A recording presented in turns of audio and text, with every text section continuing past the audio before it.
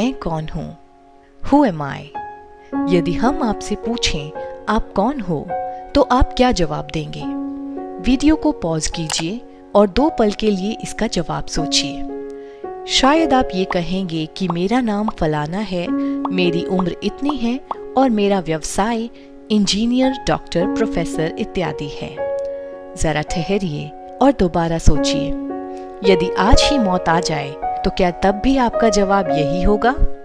जो नाम, जो उम्र और जो कारोबार आपने बताया, क्या तब भी ये सब बचेगा?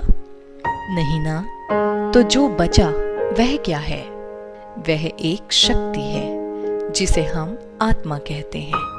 जी हाँ, आप एक आत्मा हैं। जब आत्मा शरीर के साथ होती है तो उसे जीवात्मा कहते हैं और आत्मा के शरीर से निकल जाने पर वह शरीर केवल एक हड्डी मांस के पुतले से ज्यादा और कुछ नहीं।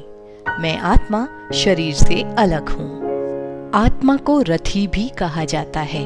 शरीर के साथ होने पर वह सारथी कहलाती है और आत्मा के शरीर से निकल जाने पर वह अर्थी कहलाती है। अर्थी अर्थात अरथी, यानी कि जिसका रथी शरीर से अलग हो गया हो। आत्मा का स्वरूप कैसा है?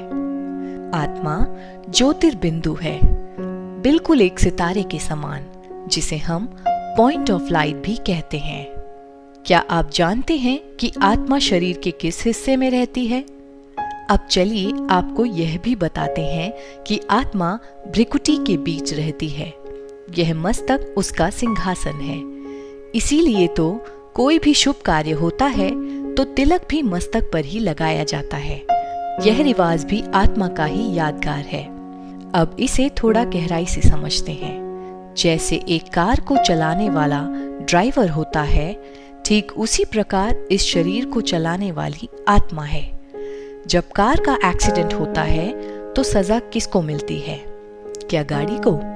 जी नहीं, सजा तो ड्राइवर को ही मिलती है। ठीक वैसे ही जब इस शरीर से कोई भी विकर्म अर्थात पाप होता है तो सजा भी आत्मा को ही मिलती है, क्योंकि शरीर का कंट्रोल तो आत्मा के पास है ना।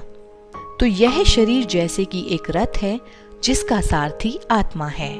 अब समझते हैं आत्मा की 3 दिव्य शक्तियां कौन सी हैं। वो हैं मन, बुद्धि और संस्कार।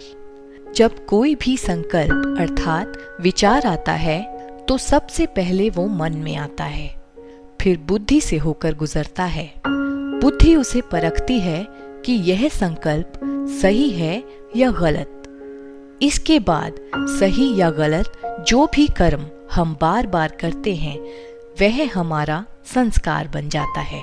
तो है ना कितना आसान। यूं तो शायद आपको यह पहले से भी मालूम होगा कि आप एक आत्मा हैं, पर शिव बाबा ने बताया, बच्चे अब हर पल अपने को आत्मा समझने का अभ्यास करो, सिर्फ कहो नहीं, करो। तो आज का ये लेसन बस इतना ही। तो अब समय है आपके होमवर्क का। आप यह होमवर्क जरूर करें, क्योंकि अगर आप होमवर्क नहीं भी करेंगे तो इससे किसी को कोई फर्क नहीं पड़ेगा, पर यदि आप करेंगे तो आप अपने जीवन में बदलाव खुद देखेंगे। होमवर्क बहुत ही सिंपल है। चलते फिरते उठते बैठते बस यही अभ्यास करें कि मैं एक शांत आत्मा हूँ, या फिर मैं एक खुश नसीब आत्मा हूँ। दोनों में से आपको जो भी पसंद हो आप उसका अभ्यास कर सकते हैं।